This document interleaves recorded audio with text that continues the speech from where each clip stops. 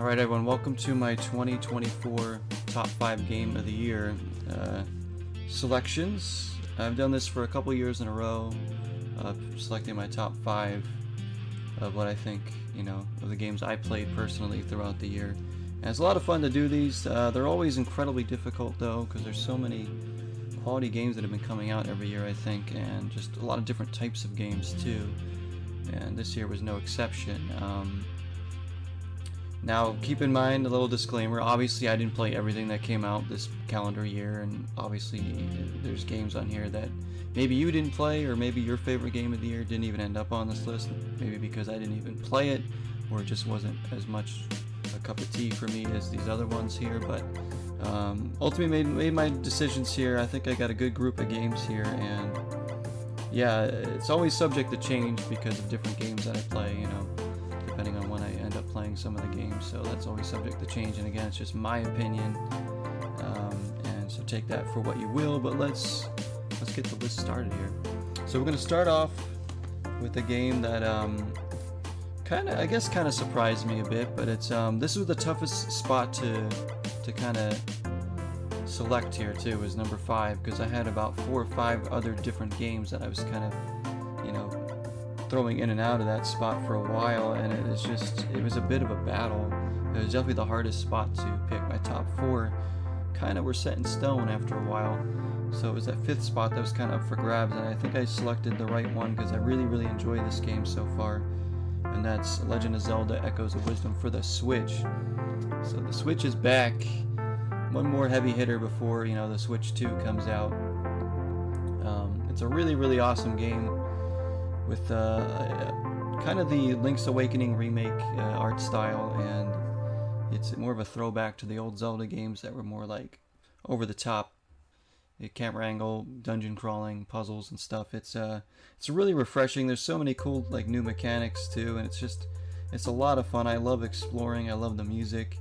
The gameplay's just been absolutely a joy so far. I'm about halfway through the game, and there really hasn't been a bad part of the game yet at all. I've loved all the dungeons. I love the 2D parts.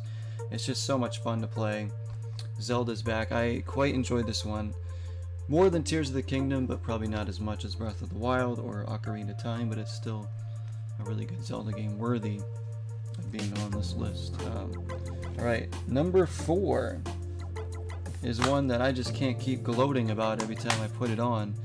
For the Series X, Indiana Jones and the Great Circle. What a game this is. If you're a fan of the Indiana Jones movies, this is going to tickle your fancy right away, because it is just like playing one of the movies, and Troy Baker's performance as Indiana Jones is absolutely top notch. It almost feels as if it is Harrison Ford doing it at times, but the characters are great. This is one of the best looking games on the next gen. Graphically, it is absolutely stunning. The gameplay is a mix between stealth and combat and puzzle solving and just these fast-paced action sequences. It is so fun to play and just really well done. So many brilliant details about this game. Well polished. It is just a phenomenal video game that everybody needs to play. If you're a fan of Dishonored or Uncharted or Tomb Raider, things like that, you're gonna love this game. It is just that good. Even if you don't like Indiana Jones or don't really care that much about it, it's still a game worth checking out. Number 3. Now this game I wasn't expecting to like as much as I did when I played it. Not a genre I really played much of in my life up to this point, but when I played this game, oh my gosh, I fell in love with it. For the PlayStation 5, it's Prince of Persia: The Lost Crown at number 3. This was actually my game of the year for a while this year. The power rankings, because of how good it is. Again, it's a Metroidvania style game, beautiful looking game, wonderful controls, combat, brilliant map to explore, some really challenging boss fights. I absolutely loved this game and my time spent with it. I liked it so much that I went out and played 2 other Metroidvanias pretty much right after I beat this game. I played some other ones, including Ultros and stuff. because I was just so into the genre now at that point. Now I definitely want to play more Metroidvanias because of this game. I loved Metroid Dread quite a bit on the Switch, but I have to say I probably like this game better. Just a wonderful game. Prince of Persia: Lost Crown. Really worth playing if you're a fan of that genre. Number 2. Now this is where it was also kind of hard for me. These two games here at number 1 and 2 easily could have been Game of the Year, but well worthy of all the praise that I gave these games, especially this one too. Coming in at number 2 for the PlayStation 5 is Rise of the Ronin. Now, if you're familiar with my channel, you've been watching throughout the past year or so, this shouldn't surprise you too much. I 100%ed this game. I put in so many hours. I absolutely loved my playthrough of Rise of the Ronin. It was so phenomenal. Great open worlds to explore, 3 different maps. It's kind of a cross between a hack and slash and like a Souls-like type of thing, but not too difficult to the point where you're like overly frustrated with it, which I like. It was challenging, but not to the point where I wanted to give up, like some of the Souls games can get really trolly with some of the fights. This one didn't really feel like that. There were a few really difficult boss fights for sure, but nothing we couldn't handle in the end. And yeah, great story, great characters, just so much fun. I never really felt burnout on the game either, which is amazing because I 100%ed it, put in so many hours. I didn't even take a long break from the game. I just kept playing straight through because of how much I enjoyed the game, Rise of the Ronin. And I don't normally 100% games either, so when I do, especially something this big, it's because I really love the game. So. And number 1, sticking with the PlayStation 5. I mean, this was just midway through my playthrough of this game, I knew this was the Game of the Year for me. It was kind of hard to deny. My 2024 Game of the Year is the Game of the Year for 2024. Astro Bot for the PlayStation 5. There's a reason why this game won Game of the Year at the Game Awards. And even before it won that award, this was already my Game of the Year. I'd already selected that. I knew it was going to be happening. Like I said, midway through my playthrough, I knew that this was going to be the one. Just a wonderful, joyful experience from start to finish. And yes, a brand new platformer in 2024. Can you believe that? A brand new AAA 3D platformer. This game has so much nostalgia to it, even for somebody who didn't grow up playing PlayStation like me. There's a lot of characters in here for people who did grow up playing PlayStation that can find a lot of like just the nostalgia blast from, and I think that's part of why a lot of people enjoy this game. It's a game for any age, a game for anybody. It is so much fun. There's challenging levels too, in case you want to do those. Some of the regular levels can be kind of easy, but there's like these challenge levels that can be pretty difficult to play. There isn't a bad level in this game either. Like, everything is so well crafted. It's a beautiful looking game. Controls just perfectly. Tight controls for 3D platform is what you want, and this game has that. It's charming as hell.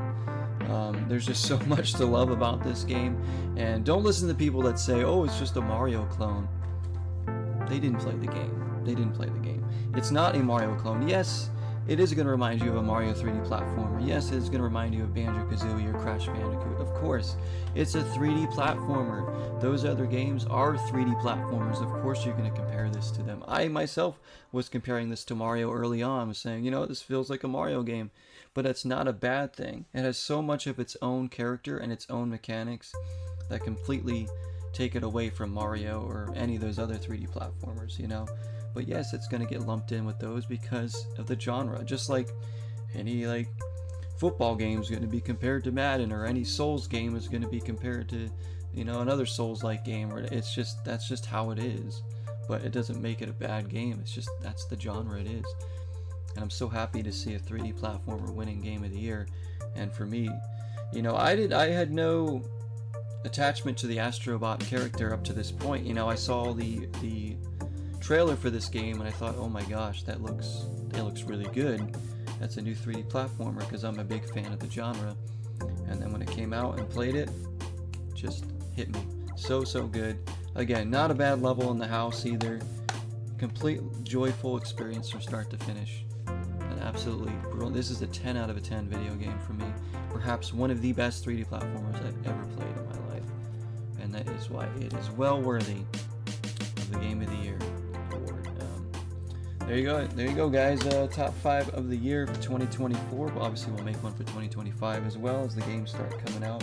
Start compiling a list.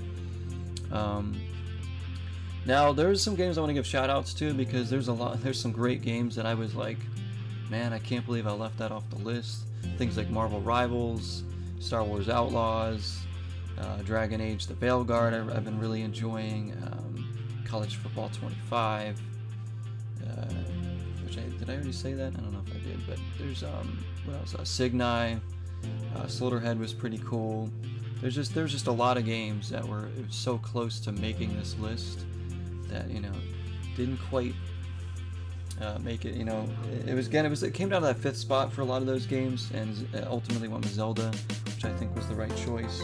Again, always subject to change, but right now that is my top 5. Absolutely love the games.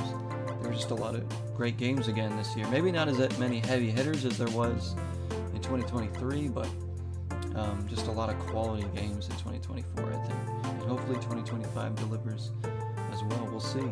And if you guys have your top 5 or some of your favorite games of the year 2024, let me know in the comments. I'd love to read those and kind of see what your guys' thoughts are on the games that came out this year. Again, so many good ones, hard to choose at times, but these personally for me were the ones that have really touched me the most out of all the other ones. But thank you all so much for watching. Thanks for the support. As always, you guys are awesome on YouTube and Twitch. Hope you guys enjoyed the video. See y'all soon. Till next time, 0 is the number. Peace.